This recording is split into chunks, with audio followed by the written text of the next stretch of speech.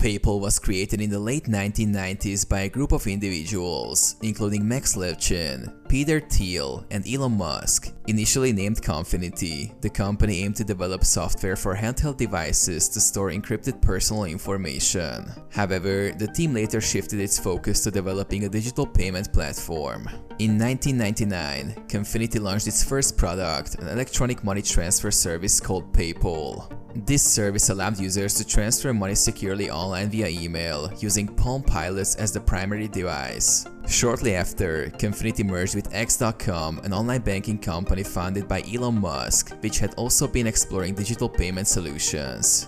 Under the leadership of Musk, X.com decided to pivot its focus entirely to the PayPal service due to its rapid growth and popularity. In 2001, the company rebranded as PayPal Inc. and continued to expand its services, enabling users to make online purchases, receive payments, and send money to friends and family.